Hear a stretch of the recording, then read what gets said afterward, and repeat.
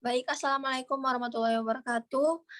Kami dari kelompok 2, yaitu yang beranggotakan saya sendiri Rukayah dan satunya lagi Lailatun Musyamah. Di sini kami akan menjelaskan yang konsep IPA SMP kelas 8 KD.2 dan 4.2.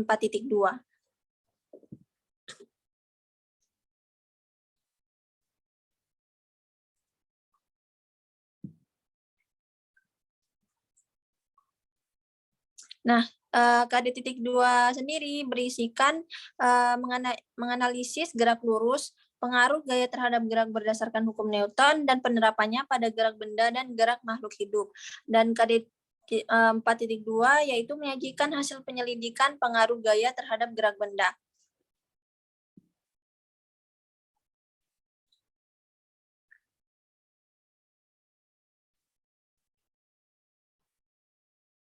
Nah, muatan dari kompetensi dasar tersebut yaitu berisikan gerak pada benda, hukum Newton, gerak pada tumbuhan, dan gerak pada hewan.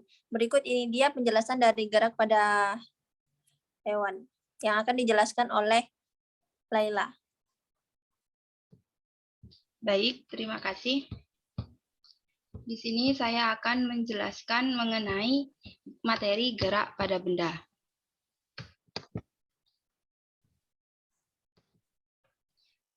Suatu benda dapat dikatakan bergerak apabila posisi benda senantiasa berubah terhadap suatu acuan tertentu. Untuk menyatakan apakah suatu benda bergerak atau tidak, harus ada titik acuannya. Dengan titik acuan yang berbeda, benda dikatakan bergerak atau tidak bergerak, sehingga gerak ini bersifat relatif. Gerak adalah perubahan posisi suatu benda yang dapat diamati dari titik acuan. Titik acuan yang dimaksud didefinisikan sebagai titik tempat pengamat berada. Gerak benda yang lintasannya lurus dinamakan gerak lurus. Gerak lurus dapat dibedakan menjadi dua jenis, yaitu gerak lurus beraturan atau yang biasa disebut GLB, dan gerak lurus berubah beraturan yang biasa disebut GLBB. Dalam kehidupan sehari-hari, gerak lurus suatu benda umumnya tidak beraturan. Istilah pentingnya di sini ada jarak, kelajuan, perpindahan, percepatan, kecepatan, dan gaya.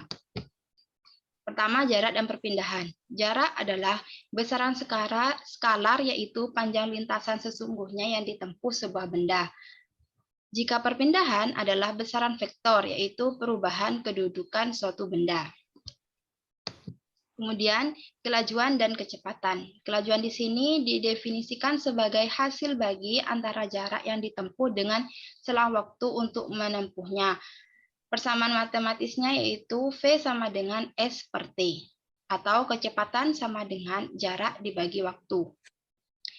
Di sini kecepatan didefinisikan sebagai perpindahan benda dalam selang waktu tertentu.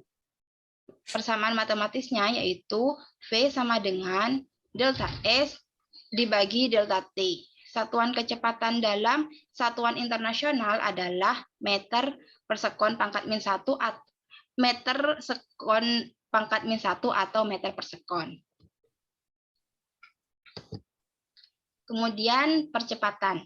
Percepatan ini adalah perubahan kecepatan pada selang waktu tertentu. Satuannya yaitu meter sekon kuadrat atau meter per sekon kuadrat.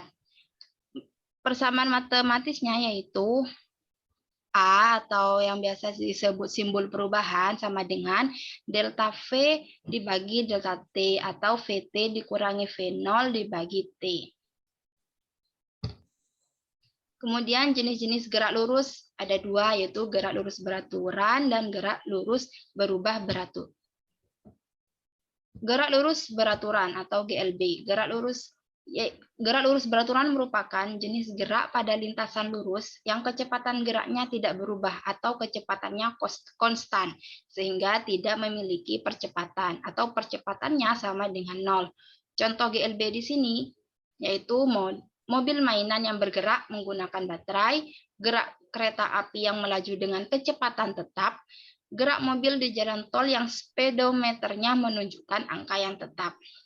Persamaan matematisnya yaitu V sama dengan T, di mana V sama dengan kelajuan, S sama dengan jarak tempuh, dan T adalah waktu.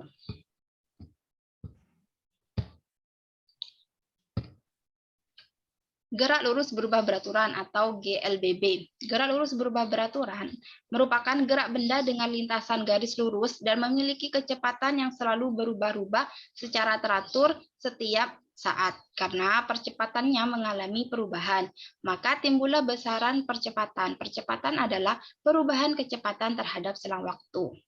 GLBB di sini adalah gerak benda yang mengalami percepatan. GLBB dipercepat dan gerak benda yang mengalami perlambatan adalah GLBB diperlambat. Contoh GLBB yaitu GLBB dipercepat, benda menuruni bukit, benda yang jatuh bebas, dan mobil yang digas setelah lampu lalu lintas.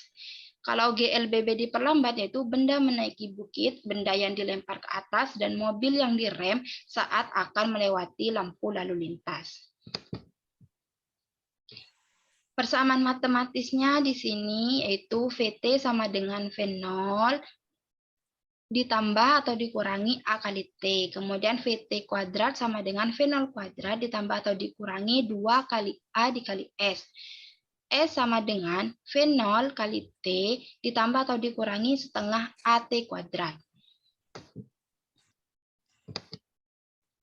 Kemudian gaya. Gaya adalah suatu tarikan atau dorongan yang dikerahkan sebuah benda terhadap benda lain. Satuan gaya dalam MKS adalah Newton dan dalam CGS-nya adalah Dyne. Gaya dapat diukur langsung dengan menggunakan neraca pegas. Neraca pegas dapat dilihat pada gambar itu. Kemudian section kedua yaitu hukum Newton. Hukum 1 Newton. Bunyinya yaitu jika resultan gaya pada suatu benda sama dengan 0, maka benda yang mula-mula diam akan terus diam, yaitu mempertahankan keadaan diam. Sedangkan jika benda itu bergerak, maka ia akan bergerak terus dengan kecepatan tetap. Persamaan matematis hukum 1 Newton di sini yaitu sigma F sama dengan 0, di mana sigma F ini adalah gaya. Penerapan hukum 1 Newton yaitu ketika pemain meluncur tanpa menggerakkan tenaga, maka tidak ada gaya yang bekerja pada pemain tersebut. Tetapi pemain tersebut dapat terus meluncur dengan kecepatan yang hampir tetap. Hal ini disebabkan karena lapangan yang sangat licin sehingga gaya gesekan yang terjadi hampir tidak ada atau sama dengan 0, yaitu biasa disebut inersia, mempertahankan posisi.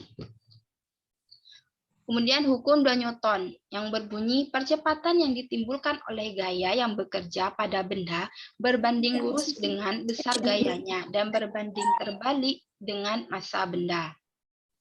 Persamaan matematis hukum 2 Newton yaitu A sama dengan sigma F per M atau sigma F sama dengan M kali A, di mana A sama dengan percepatan, sigma F adalah gaya, M adalah massa benda. Penerapan hukum 2 Newton di sini yaitu saat memindahkan meja yang ringan akan lebih cepat daripada memindahkan lemari yang berat jika gaya dorong kita sama. Hal ini karena meja memiliki massa yang lebih kecil daripada lemari. Semakin kecil massa benda, maka semakin besar percepatannya. Begitu juga sebaliknya. Hukum 3 Newton yang berbunyi, hukum 3 Newton menyatakan bahwa ketika benda pertama memberi gaya aksi atau F aksi pada benda kedua, maka benda kedua akan memberi gaya reaksi atau F reaksi yang sama besar pada benda pertama, tetapi berlawanan arah. Persamaan matematisnya yaitu F aksi sama dengan min atau kebalikannya F reaksi. Penerapan hukum 3 Newton yaitu saat kita memberi gaya aksi dengan mendayung ke arah belakang, maka kita menerima gaya reaksi yang berlawanan arah tetapi dengan besar yang sama, yaitu majunya sampan ke depan sebesar gaya aksi kita. Kemudian section 3 akan dijelaskan oleh Rukayah. Baik, terima kasih. Selanjutnya itu section 3 yaitu gerak pada tumbuhan.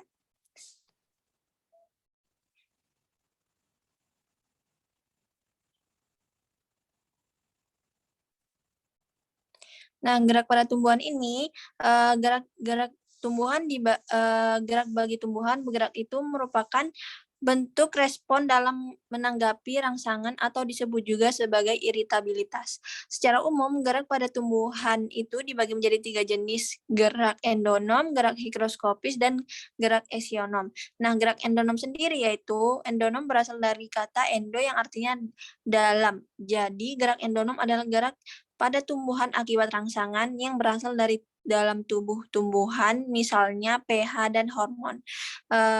Gerak higrokopis sendiri yaitu higrokopis berasal dari kata higro, artinya kelembapan yang terkait sama kadar air. Jadi gerak higroskopis adalah gerak pada tumbuhan yang rangsangannya dipengaruhi oleh perubahan kadar air tubuh tumbuhan, misalnya terbukanya buah cemara. Selanjutnya yaitu gerak eksionom. Gerak eksionom adalah gerakan pada tumbuhan yang disebabkan oleh rangsangan dari lingkungan luar. Contohnya seperti cahaya, sentuhan gravitasi, air, suhu, dan juga zat kimia. Selanjutnya,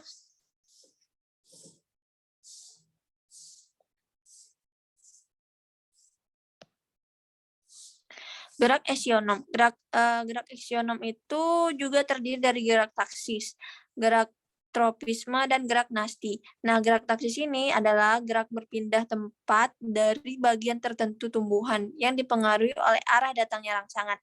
Selanjutnya itu gerak tropisme. Gerak tropisme merupakan gerak tumbuhan yang dipengaruhi oleh arah datangnya rangsangan. Nah, yang selanjutnya yaitu gerak nasti. Gerak nasti merupakan gerak tumbuhan karena perubahan tekanan Turger, yaitu tekanan yang mendorong membran sel terhadap dinding sel. Selanjutnya, section 4 yaitu gerak pada hewan. Nah, gerak pada hewan ini yaitu tersendiri sistem gerak hewan didasari oleh rangka dan otot-otot. Jika keduanya saling terhubung, maka akan menghasilkan sebuah gaya otot. Gaya otot tersebutlah yang membuat hewan dapat bergerak. Hewan bergerak bertujuan kelangsungan hidupnya, seperti untuk melindungi diri dari predator, mencari makan, berpindah tempat, hingga berkembang biak. Selanjutnya itu alat gerak yang dimiliki oleh hewan diantaranya adalah kaki, tangan, ekor, sayap, dan sirip. Setiap hewan tentunya memiliki sistem gerak yang berbeda-beda, menyesuaikan dengan tempat hidup atau habitatnya seperti di udara, darat, air, atau air dan darat.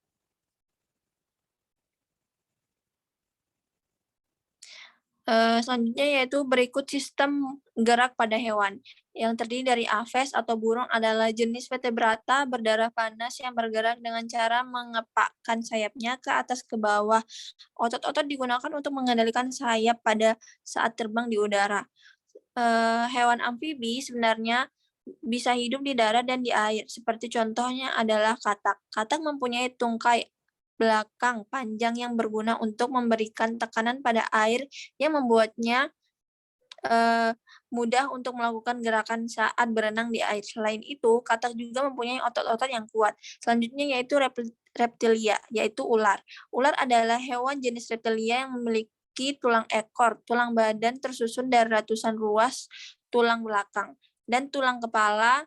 Ular bergerak dengan cara merayap di tanah. Tulang rusuk ular akan dihubungkan dengan tulang belakang melalui otot-otot elastis. Selanjutnya, yaitu mamalia, merupakan hewan yang menyusui anaknya. Hewan ini ada yang hidup di darat, laut, bahkan di udara. Kuda merupakan hewan mamalia darat yang memiliki rangka untuk menyangga tubuhnya. Kuda bergerak menggunakan otot-otot yang menempel pada tulangnya. Kaki belakang kuda merupakan kunci kekuatan untuk membuat kuda berlari dengan kencang. Selanjutnya yaitu hewan air. Ikan adalah salah satu hewan habitatnya berada di air, yang bergerak dengan ekor dan siripnya. Uniknya, hewan ini memiliki gelembung renang, susunan otot dan tulang belakang yang fleksibel. Adapun karakteristik sistem gerak beberapa hewan air mempunyai sirip tambahan agar dapat menghindari gerakan yang tidak diinginkan dan memiliki bentuk aerodinamis untuk mengurangi hambatan ketika mereka bergerak. Terima kasih, mungkin itu saja yang dapat kami sampaikan terkait konsep IPA SMP kelas 8 KD.2 dan kompetensi dasar 4.2. Kurang lebihnya mohon maaf. Wassalamualaikum warahmatullahi wabarakatuh.